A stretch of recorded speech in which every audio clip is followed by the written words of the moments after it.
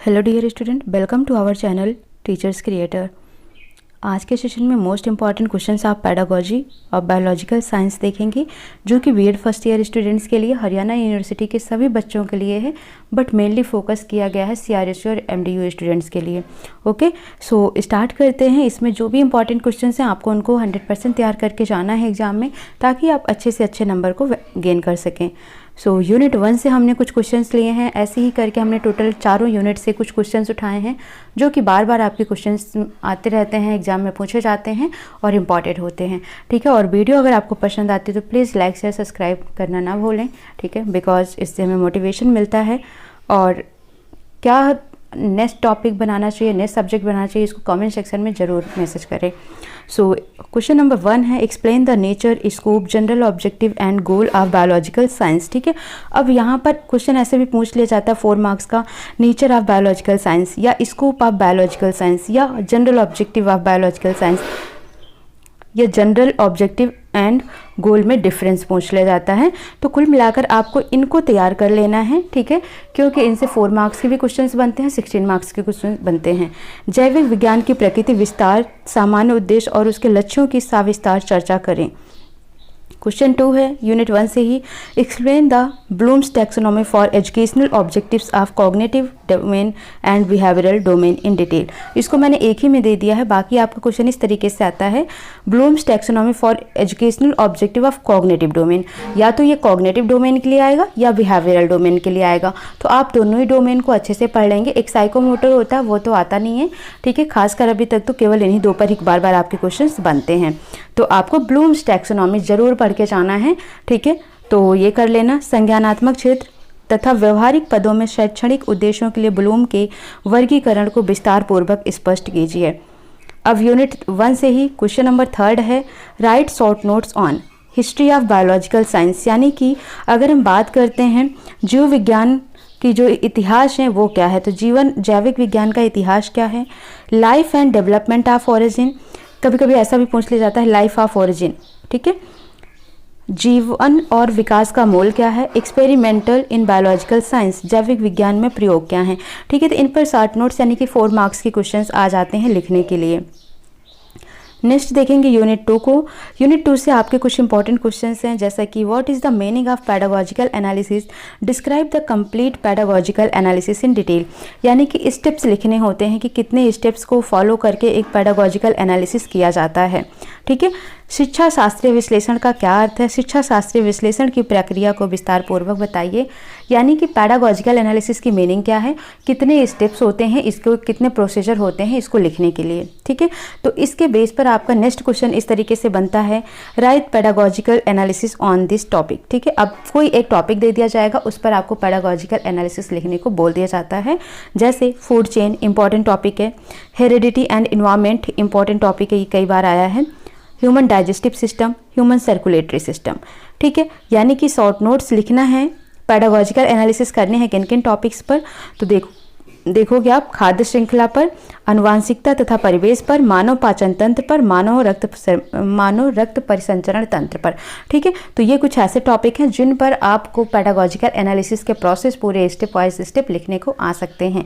अब इसको आपको कैसे करना है, तो इन सब टॉपिक्स की पहले तो आपको थ्योरी पता होनी चाहिए कि है क्या ये टॉपिक्स, इनके बारे में क्या है। जब आप वो जानेंगे तो इनके पेडागोजिकल एनालिसिस आप आसानी से लिख पाएंगे। नाउ यूनिट 3 हम देखेंगे। यूनिट 3 के क्वेश्चंस हैं। क्वेश्चन पहला है इसका, right difference between lesson plan and unit plan, discuss the importance of teaching aids during the transaction of the content. Question ऐसे भी पूछा जा सकता है, what is the meaning of lesson plan, what is the meaning of unit plan. ठीक है, importance of lesson plan, uses of lesson plan. तो कुल मिला के आपको लेसन प्लान और यूनिट प्लान अच्छे से पढ़ना है। ठीक है, इसके इंपॉर्टेंस पढ़ने हैं। पाठ योजना एवं इकाई योजना के बीच अंतर बताइए, अंतर वस्तु के लेन देन के दौरान शिक्षण साधनों के महत्व की विवेचना कीजिए। ठीक है, क्वेश्चन नंबर 7 है, what is micro teaching, discuss micro teaching skill of questioning and explaining with example, शिक्षण कौशल से क्या अभिप्राय है। ठीक है, क्वेश्चन आपका इस तरीके से बनता है, माइक्रो टीचिंग क्या है। ठीक है, या फिर किसी एक पर, जैसे स्किल ऑफ क्वेश्चनिंग पर दे देगा आपको माइक्रो लेसन बनाने के लिए, या फिर आपको दे देगा कोई और टॉपिक। ठीक है, तो इस तरीके से याद रखना है कि माइक्रो टीचिंग क्या है और सूक्ष्म शिक्षण के प्रश्न कौशल और व्याख्या कौशल की उदाहरण सहित व्याख्या कीजिए। स्किल ऑफ क्वेश्चनिंग और स्किल ऑफ एक्सप्लेनिंग दोनों ही इंपॉर्टेंट है, दोनों ही आपको छोड़ना नहीं है, पढ़कर जाना है। यूनिट 3 से ही question number 8, write short notes on this topic. Preparation of teaching aids, investigatory approach, experimental teaching. शिक्षण सहायक सामग्री का निर्माण कैसे होता है, अन्वेषणात्मक उपागम क्या है, प्रयोगात्मक शिक्षण क्या है। तो ये कुछ 3 ऐसे टॉपिक हैं जिन पर शॉर्ट नोट्स लिखने को आता है यूनिट 3 से, तो आपको इनको भी प्रिपेयर करना है।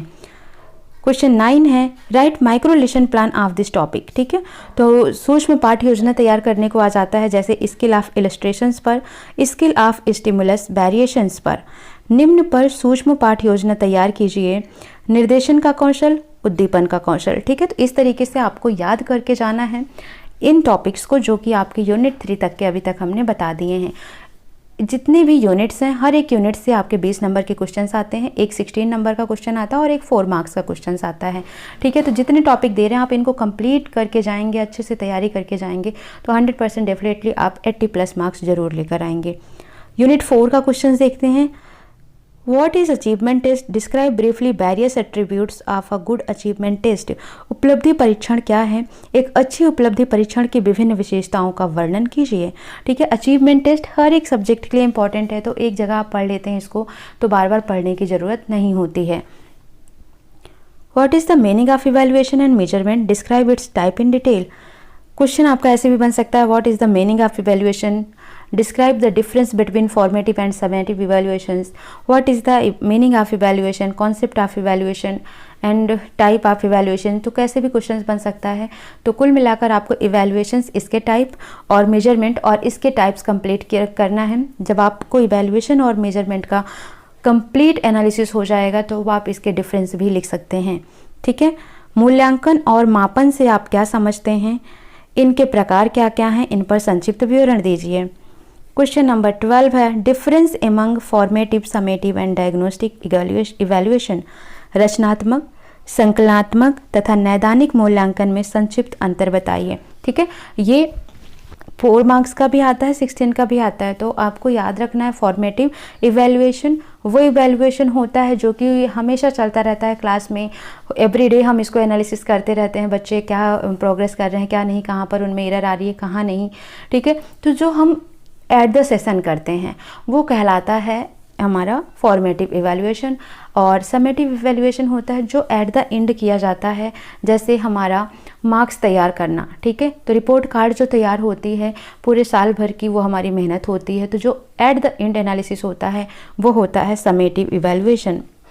डायग्नोस्टिक इवैल्यूएशन ये होता है कि बच्चे कहाँ कहाँ पर मिस्टेक कर रहे हैं, कौन कौन से उनके वीकर सेक्शंस हैं।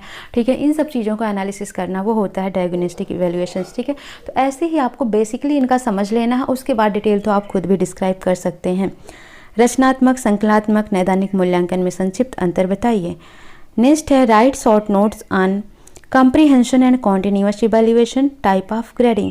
ठीक है, तो यहाँ पर ये इंपॉर्टेंट, बहुत इंपॉर्टेंट टॉपिक है, बट बेसिकली मैं इतना समझाना चाहती हूँ आपको। कॉम्प्रीहेंशंस का मतलब होता है इन डिटेल, यानी कि scholastic and non scholastic, school के बाहर और स्कूल के अंदर दोनों ही तरह बच्चों में क्या विकास हो रहा है, कैसे मूल्यांकन आपको करना है, कैसे इवैल्यूएशंस करना है कि उसके स्कूल के बाहर की प्रोग्रेस कैसी है, स्कूल के अंदर की प्रोग्रेस कैसी है, दोनों ही चीज़ों को, यानी कि ओवरऑल डेवलपमेंट को इवैल्यूएट करना। कॉन्टिन्यूअस का मतलब हो गया है लगातार, तो लगातार जब हम उसके स्कूल के और स्कूल के बाहर के दोनों ही तरह की जो भी एक्टिविटी हैं, जो भी एरर्स आ रही हैं या फिर जो भी इम्प्रूवमेंट हो रहा है, जब इन सब चीज़ों को इवैल्यूएट करते हैं तो वो हमारा CCE कहलाता है, comprehensive and continuous evaluation. In detail आपको इसको पढ़ के जाना है क्योंकि इंपॉर्टेंट क्वेश्चन से पूछा जाता है। टाइप ऑफ ग्रेडिंग, तो ग्रेडिंग सिस्टम क्या है, कितने प्रकार के होते हैं, ये भी पढ़ना है आपको। सतत व व्यापक मूल्यांकन, विभिन्न प्रकार की ग्रेडिंग। ठीक है, तो ये कुछ इंपॉर्टेंट क्वेश्चन हो गए आपके, जो कि आपको यूनिट 4 से देखने को मिल सकता है। ठीक है, तो इस तरीके से अगर आपको ये मेरी वीडियो हेल्प करती है तो प्लीज़ चैनल को लाइक से सब्सक्राइब जरूर करें, और आपके एग्ज़ाम के लिए all the best. Telegram channel join करना चाहते हैं तो teachers_creator पर जाकर आप चैनल को ज्वाइन कर सकते हैं। ठीक है, सो मिलते हैं नेक्स्ट सेशन में। Please do like, share, subscribe. Thank you for watching.